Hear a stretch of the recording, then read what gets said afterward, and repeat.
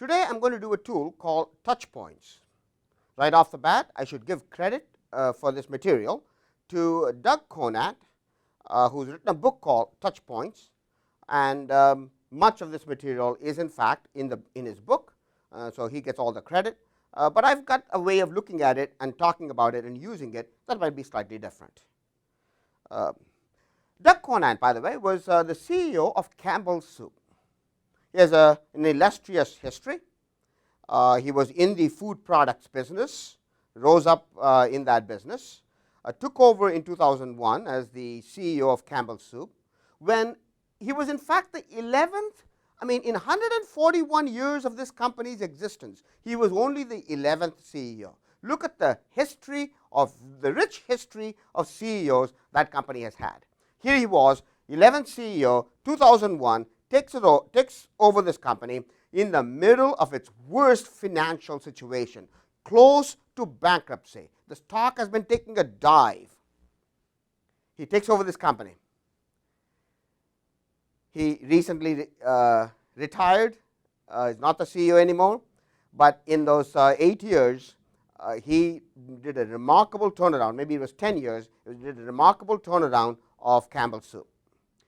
And one of the items he talks about is this notion of touch points. You see, when we influence people, I talk a lot about leaders influencing people, the leverage you have. When you influence people, you influence them through what you say, how you behave, how you talk, how you act, and that causes other people to behave, act, and think differently. Those influences occur through various interactions we have with them. Now, traditionally, these interactions have been significant interactions. You and I might go out to lunch, and over lunch I might share with you some of my thoughts, and you might share with me some of your thoughts, and we would both influence each other in that conversation. We might sit in a meeting for 2 hours, and in the course of conducting business at the meeting, we would have influenced each other. We might have written an email to us, an argument of why we believe a certain thing, and that argument, sat well with me, and you influenced me through that well-written email. Or we might have had an extensive conversation in the corridor where you gave me your points of view, I gave you my points of view, and you might have influenced me in that process. That's the way life used to be. But as all of you know, this day and age, more and more of our interactions are very short, very brief. We tweet, and these tweets don't have that many characters in them.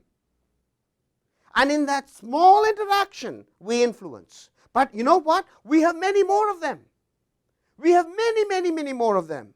In fact, we have a significant, quadratically more items of interactions, each being a fraction of the intensity that it used to be.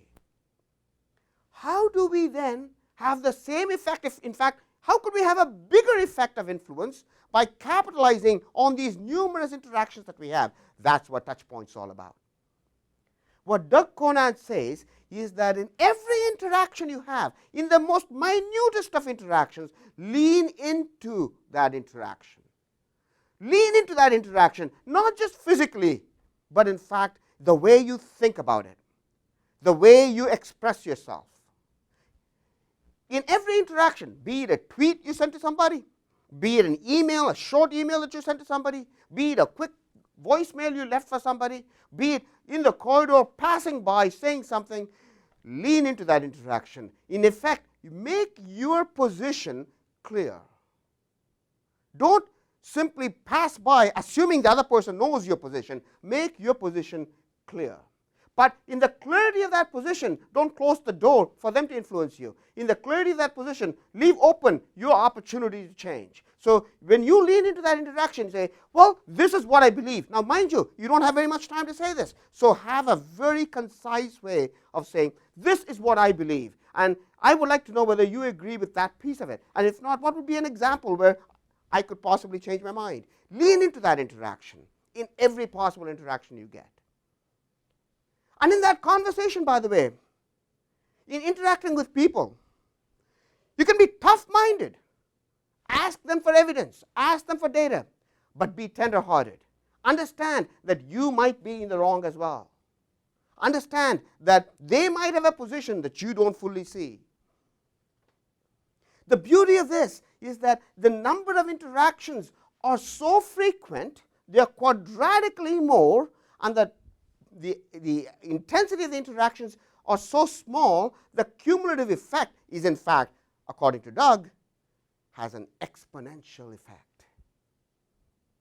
So even though in the old days we would influence people through very extended, significant interactions, these days we must understand and take advantage of those numerous interactions, the multiplicity of touch points that we have the opportunity of. Lean into every interaction. Touch points. We have many more interactions these days, each of them much shorter. Lean into them.